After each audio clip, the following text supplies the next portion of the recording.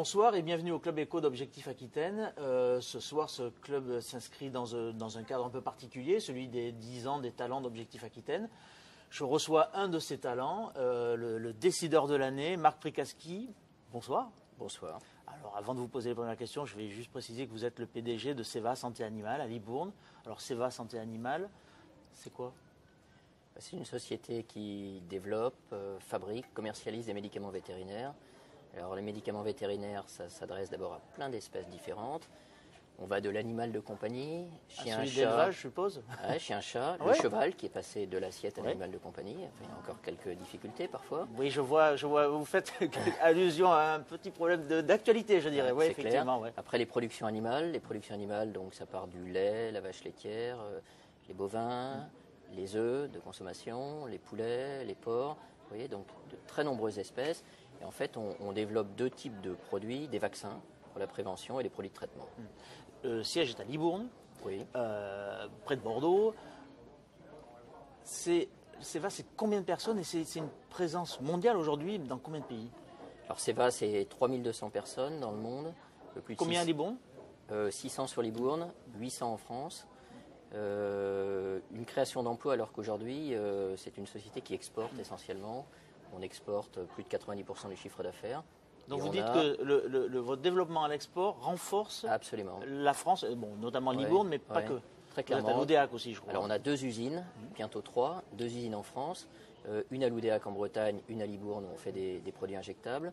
Mais on a aussi toutes les fonctions support, on a une partie de la R&D, on a toutes les fonctions régaliennes de direction. Et donc effectivement, quand on grossit à l'étranger, quand on construit une usine en Chine, et bien on crée des emplois en France. Voilà, c'est l'équation qu'on arrive à résoudre. Alors je crois savoir que ça fait partie des choses qui vous tiennent à cœur. Justement, quand on s'était rencontrés il y a quelques temps, on m'avait dit j'ai l'intérêt vraiment de la France chevillée au corps et au cœur.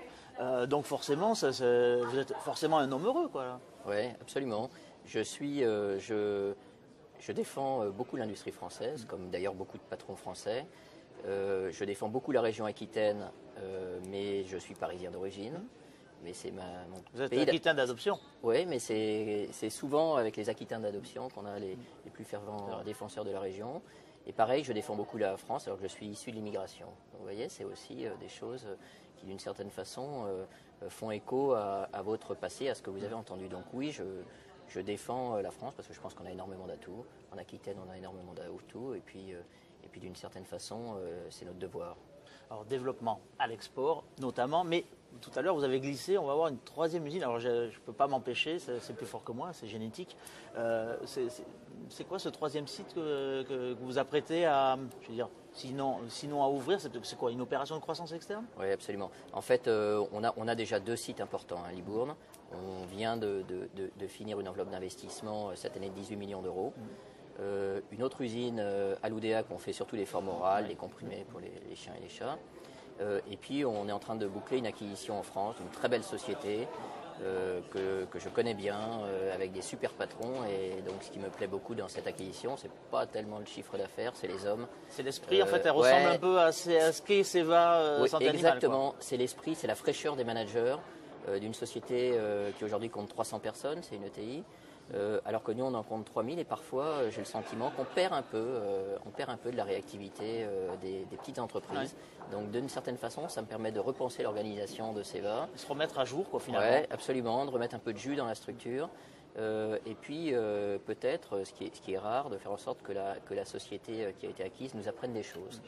Et moi je suis d'abord sensible aux hommes avant tout et donc j'ai rencontré des managers extraordinaires, donc ça me plaît. Vous avez évoqué le format ETI, entreprise de taille intermédiaire. Il se trouve que vous êtes le président du club des ETI en Aquitaine. D'abord, pourquoi vous avez ajouté cette casquette à celle que vous avez déjà et qui vous occupe beaucoup. Et les ETI, c'est le Saint Graal. On a le sentiment que c'est le Saint Graal, dans la bouche en tout cas des politiques. C'est vraiment le Saint Graal pour l'économie nationale? Je pense que c'est absolument essentiel. C'est-à-dire qu'une ETI, c'est une PME qui a la taille suffisante pour se développer à l'export. Et qui n'a pas encore le fonctionnement d'un très grand groupe.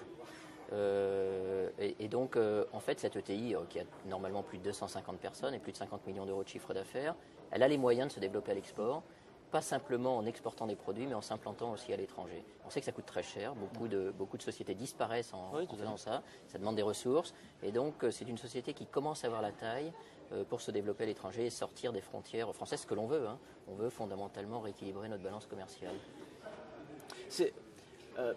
Les ETI, en même temps, quand on voit ce qui peut se passer en Allemagne, il y a un tissu d'ETI qui est très très important. En France, on a le sentiment que c'est quand même dur de faire émerger. Donc forcément, votre job en tant que président du club des ETI, il est forcément compliqué. C'est dur de faire émerger ces ETI, justement. Ouais, c'est dur. Je pense que le modèle allemand est ce qu'il est et il faut pas, et on ne pourra pas le copier.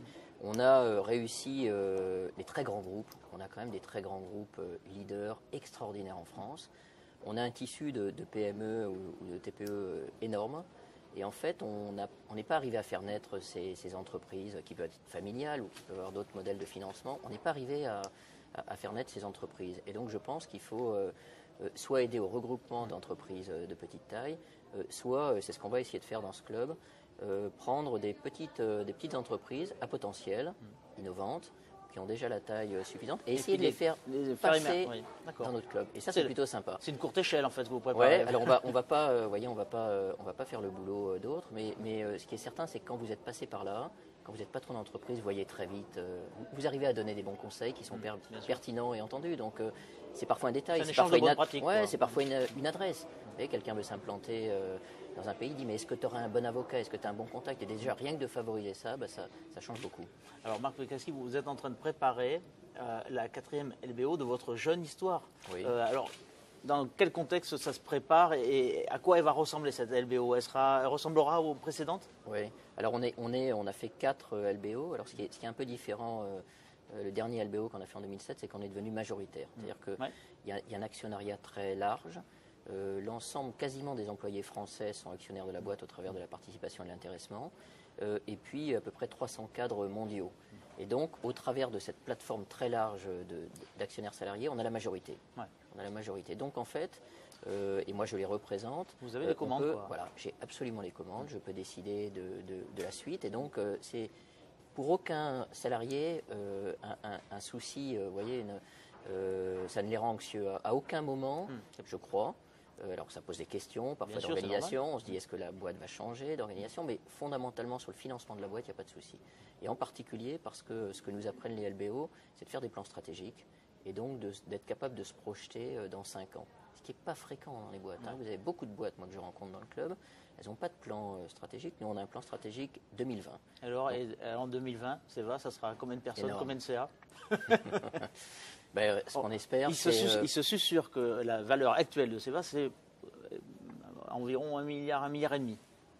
Je pense qu'on verra, hein, vous verrez, vous savez, c'est toujours pareil. Ça ne vous a pas fait bondir, donc non, parce que je crois que l'important, c'est de valoriser une société sur le long terme. Vous voyez, je pourrais peut-être vendre la société beaucoup plus cher qu'elle va être vendue, mais l'important, c'est d'avoir le juste prix pour les actionnaires, qui sont l'ensemble des employés aussi, mais pour le futur actionnaire et pour la croissance de demain. Donc on trouvera le juste prix. Vous êtes déjà dans le coup, suivant, bien sûr. Et puis il y a des financements. On a un pool bancaire solide derrière nous, hein, notamment beaucoup de banques françaises. Les grandes banques sont avec nous.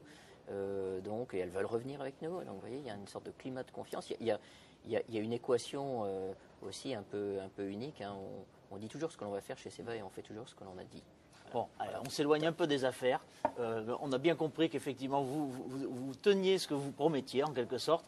Mais on s'éloigne un tout petit peu. Juste une chose, vous m'avez fait une réflexion il y a quelques temps, j'aimerais que vous y reveniez.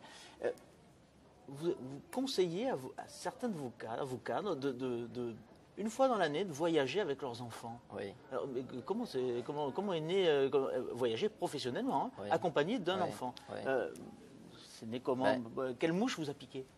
Quand vous êtes, c'est une expérience perso peut-être? Oui, absolument. Quand vous êtes cadre dirigeant d'une entreprise, vous passez énormément de temps dans votre travail et en fait, vous passez parfois à côté de votre famille. Et en particulier, vous voyez, vous êtes habitué à gérer beaucoup de dossiers, donc à prendre des décisions rapidement et vous gérez souvent votre famille de la même façon. En fait, c'est acceptable à partir du moment où votre famille a compris ce que vous faisiez. Et donc, oui, j'ai fait ça. Moi, j'ai fait ça avec mes enfants. Mes 2 garçons, j'aurais dit une fois dans votre vie, vous viendrez en voyage avec moi et vous verrez mon travail. Et je l'ai fait il y a 1 an et demi. le premier. Je vais le refaire cette fois-ci. Alors, évidemment, je prends à titre perso en charge tous les frais, mais c'est extraordinaire. Vous voyez, je peux dire qu'en une semaine, j'ai rencontré mon fils, ou mes fils. Donc c'est vraiment une expérience. Vous voyez, vous êtes mieux quand vous êtes parti, quand vous savez que votre famille est bien à la maison. Et donc vraiment, c'est une expérience. Tous les patrons d'entreprise et les cadres dirigeants, s'ils peuvent le faire, et je le dis, mes cadres dirigeants, faites-le. Méditez. Marc Pécaski, je vous remercie. Je vous remercie Avec et je vous plaisir. félicite encore pour ce prix. Vous êtes, comment dirais-je, le décideur de cette année. Et au rythme où vont les choses, j'ai l'impression que l'an prochain, on va se revoir, à mon avis. En tout cas, merci beaucoup. Je vous en prie. Et en attendant, écoutez, je vous souhaite une bonne soirée. Et puis, je vous donne rendez-vous pour le prochain Club Éco d'Objectif Aquitaine. À bientôt.